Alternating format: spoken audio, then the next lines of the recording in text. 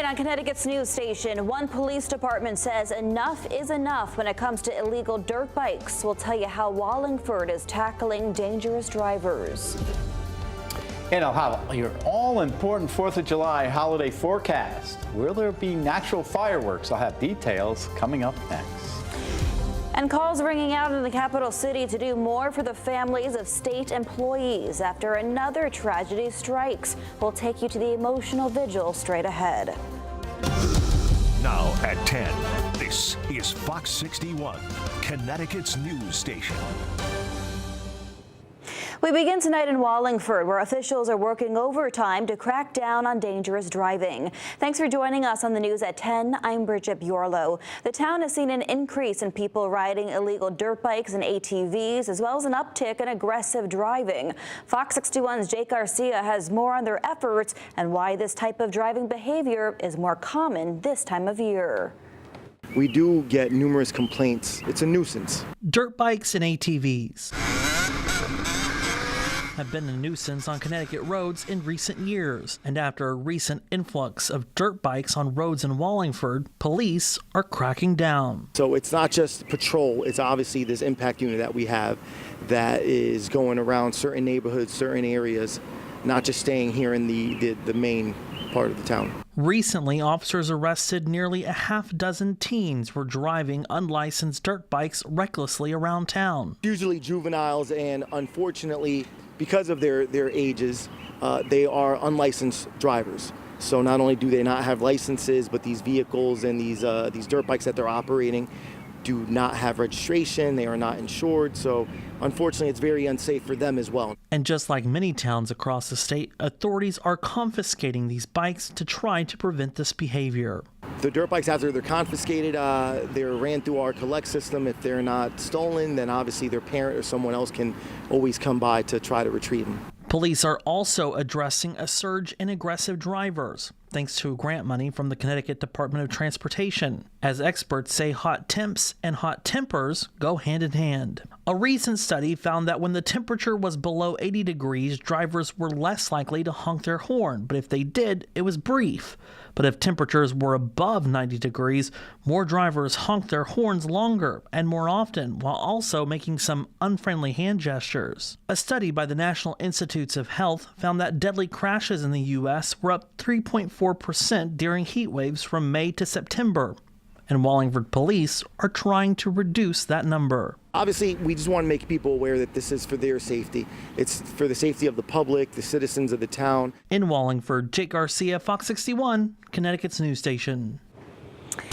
Time for a check on the forecast. Meteorologist Sam Samperi is in for Rachel tonight. Sam, an absolutely stunning day it was today. What should people expect for the 4th of July tomorrow? I think tomorrow we're going to be just fine, Bridget. The humidity will increase, and by the evening hours, it'll feel pretty humid outside. Not like today, though. Look at this. We got in the upper 70s to lower 80s across Connecticut. Right now, we are down in the 60s in many locations. Of course, 70 downtown Hartford, warm spot 72 there, Windsor Lock 66, Groton, London 70 in New Haven. Bit of a southerly flow, bringing up a little bit more humid conditions. Notice southern Connecticut, dew points are creeping up into the low 60s, but still in the low 50s here in central and northern Connecticut.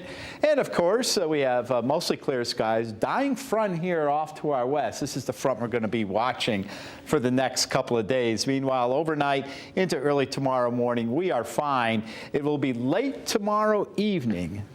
This is about 7, 8 o'clock. This is brand new data. There is the chance that we could have a couple of scattered showers or storms by tomorrow evening. The good news is there is no severe weather here for your 4th of July. So for today or tonight into tomorrow, we'll have temperatures in the 60s, starting out into the 70s tomorrow morning, and we are going to warm up in a big way in the afternoon. Mid to upper 80s, warm and muggy. Chance for a late day storm. Coming up, I will detail the rest of the holiday weekend forecast, and we'll talk about which day is the pick of the long holiday weekend. Details in a few minutes. Bridget. All right, Sam, talk with you in a few. Thank you. New here at 10, a 24-year-old man fighting for his life tonight after getting pinned against his truck by another car this afternoon. State police say it happened on Bethlehem Road in Woodbury around 12:30. Michael Mistriana of Prospect was doing work behind his truck on the side of the road when another car struck his vehicle. He was seriously injured. We're still waiting to learn an update on his condition. The crash remains under investigation. Bethany parents expressing outrage tonight after a former school district and town employee was arrested for allegations of sexual assault involving several young girls. Families speaking their minds at a town hall this week. That's where we find Fox 61's Julia LeBlanc. And I am so disgusted and upset that people knew and did nothing. I am so angry and upset of how you have let down this community. Bethany parents expressing outrage at a Board of Selectmen meeting Tuesday night following the arrest of a former school and town employee, 25-year-old Anthony Mastrangelo. We deserve answers. Mastrangelo was accused of sexually assaulting at least 5 young girls during his time as a counselor for the Parks and Rec Department. He was also a volunteer, substitute teacher, and intern at Bethany Public Schools.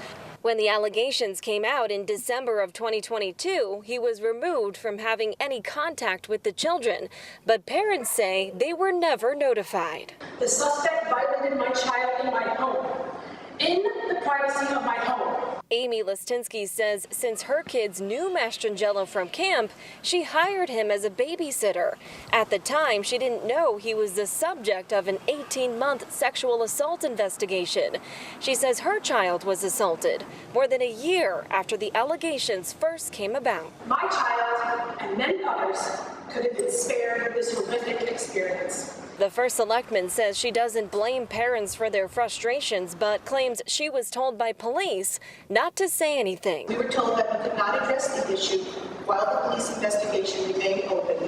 That investigation lasted an alarmingly long time, and I was never contacted by anyone from day one. But parents want answers about the lack of communication from day one. The people that knew, all of them, should be removed from their positions as they fail our children and they fail our community. The superintendent says they have not received any complaints from parents about Mastrangelo's conduct while he worked for the district. She went on to say, quote, "Please know that the safety of our students is the district's foremost concern, and there are many policies and procedures in place to ensure the well-being of all our students." Now, we did reach out to the Connecticut State Police, and a spokesperson tells us they can't provide any more details on the investigation, and they are asking for the public's patience as they move forward with that investigation. Now, as for Mastrangelo, well, he was released on bond.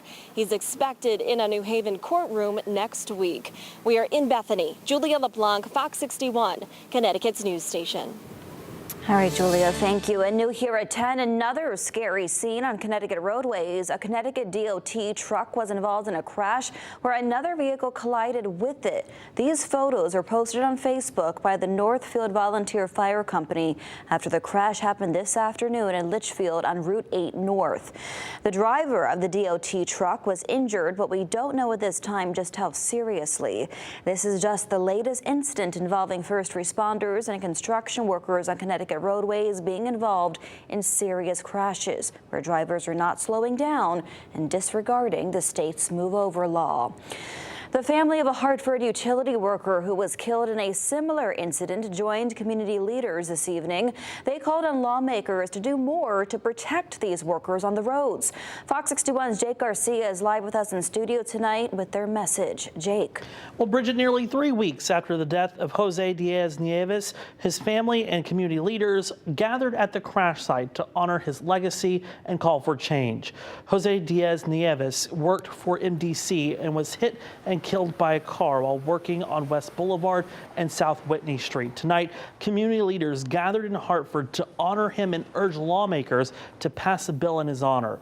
It would help support the children of street and utility workers who are killed on the job by offering free college or trade school. The Jose Diaz Neves bill will ensure that the children of fallen workers can pursue higher education without the burden of financial stress. Our workers deserve more than just our gratitude. They deserve our unwavering support and the action for their families left behind.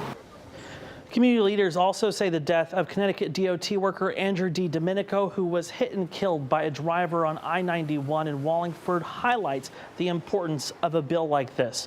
Community leaders say they plan to introduce this bill to lawmakers during the next legislative session. Reporting in studio, Jake Garcia, Fox 61, Connecticut's news station. All right, Jake, appreciate that. Thank you. Democratic governors flying in from all over the country this evening to meet with President Joe Biden. The calls for him to step aside after his troubling debate performance 6 days ago are only growing louder. Fox's Connor Hansen has more on what was discussed. Scott said he's fit for office. Yes, fit for office. At the White House, President Biden sitting down with Democratic governors from all over the country in an attempt to reassure them he can win in November. Nearly a week after his poor debate performance, some of the party leaders spoke to reporters gathered outside. They say it was a candid conversation. I feel very confident in his abilities. The president was very clear that he is in this to win this. Vice President Harris was in the meeting as well. The talk comes just hours after Biden's press secretary faced a barrage of questions about the president's ability to continue to run. Is the president telling people he's evaluating the race? False. That is absolutely false. More Democrats, now including a few sitting congressmen, have started to publicly call for Biden to back out, saying there are other options on the table. I think we have talented governors. I think we have some talented senators. Certainly the vice president would want to be in the mix. The time is short. Wednesday, a Biden campaign text was sent out saying, quote, "I'm the Democratic Party's nominee. No one is pushing me out. I'm not leaving." President Biden plans to campaign in Wisconsin and Pennsylvania this weekend and will sit down for an interview with ABC News. Next week, the president is expected to hold a press conference at a NATO summit. In New York, Connor Hansen, Fox 61, Connecticut's news station.